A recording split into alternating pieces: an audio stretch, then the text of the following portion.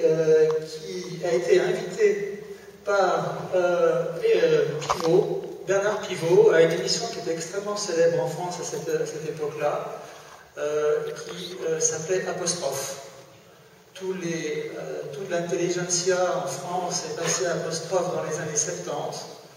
Et donc, vous avez là René qui est face à un Philippe Bouvard extrêmement moqueur, qui n'est pas très bien compris, et René vient de sortir son ouvrage de la téléfiction qui est présenté par Bernard Pivot.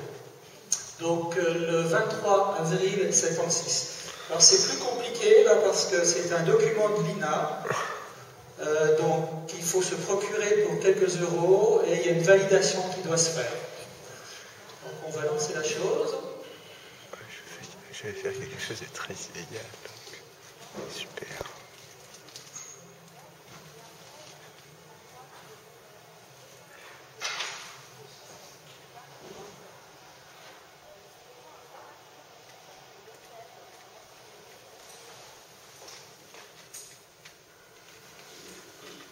Voilà, j'ai reçu l'autorisation de regarder la vidéo. Donc là, on est obligé de passer par ces... Ils se mettent en full screen. C'est chaud, alors pour avoir le plein écran, c'est... F5. C'est là. Voilà. Cool. On peut y aller, là, le son.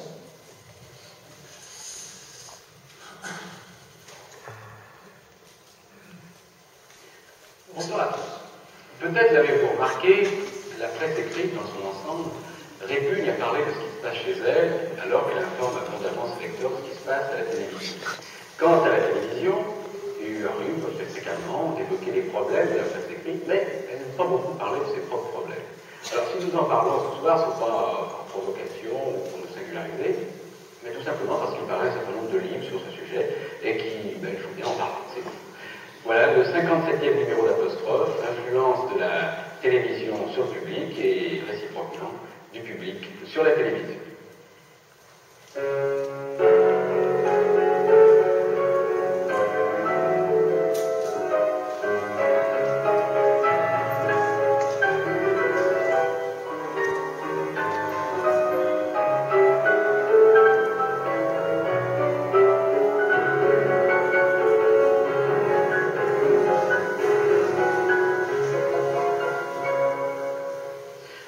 En cours d'émission, nous vous révélerons les résultats d'un sondage que j'ai commandé à la Surpresse sur l'influence de la télévision sur le public. Mais tout d'abord, les invités et leurs livres. Alors, René Berger suisse, et vous êtes conservateur du musée des Beaux-Arts de Lausanne, vous êtes professeur associé à l'Université de Lausanne, vous êtes expert auprès de l'UNESCO, vous êtes collaborateur de différentes télévisions dans la télévision suisse, et vous venez de publier chez Casterman un essai intitulé La téléfiction, en 2 mots, et qui porte en sous-titre À l'ère de la télévision. Jean-Marie Guel. On va passer directement à l'intervention de René, on va passer l'émission complète. Vous êtes chercheur. Voilà. Et c'est votre thèse que vous avez publiée dans la politique, la propagande pédagogique. Et alors, ensuite, donc j'avance dans l'émission, vous avez... voilà...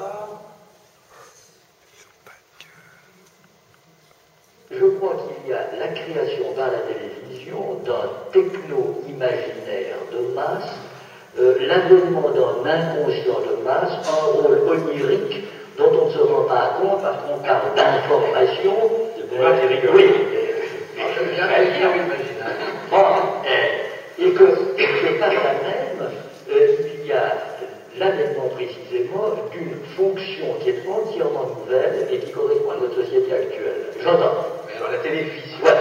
Alors, il y a 50 ans ou 30 ans, je me rappelle exactement, l'ultime particule de la matière ou de la nature, c'était l'atome qui était réputé insécable. On sait ce qui en est advenu.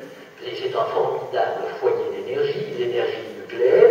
Eh bien, de même, et par analogie, je pense que la culture, et toute ethnie est formée justement d'une culture, ce sont les atomes culturels qui sont groupés en grosses molécules culturelles, si vous permettez mes images un peu intrépides, et qui aujourd'hui sont bombardés par des messages de masse qui font éclater toutes les structures traditionnelles. on a parlé de télévision française, mais je parle de la télévision en général. Il y a 300 millions de postes de télévision dans le monde. Ça fait à peu près le tiers ou la moitié de la planète qui, pour la première fois, a fait un nouveau médiateur.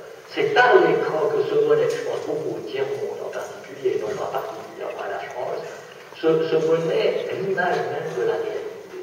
Alors que les sociétés traditionnelles, fondées sur un certain nombre d'habitudes, sont en voie d'éclatement. À preuve que, pour donner un exemple très précis, nous sommes là, je ne sais pas, une trentaine réunis autour de cette table, grâce à vous. Et il y a, je ne sais pas, tour d'écoute, vous pourriez peut-être vous renseigner d'abord. Ah, nous serons dans un bon, enfin, à peu près, dans le sujet. Si vous êtes bon, ça va monter. Alors, souhaitons que nous le soyons, n'est-ce pas? Alors, en réalité, c'est la première fois dans l'histoire qu'un événement se monnaie en direct, ce qui n'est jamais arrivé auparavant. Et ça me paraît fondamental. Alors, au lieu de discuter dès le départ sur le programme de contenu de politique, il me semble que ce sont les caractères nouveaux de ce médium qui doivent être envisagés. Alors pourquoi ce sous-titre alors? Alerte à la télévision, c'est alerte à la bombe, alerte à l'atome? Oui, certainement. Parce que je pense, à tort ou à raison, que bon. Voilà, donc vous pouvez obtenir l'apostrophe complète.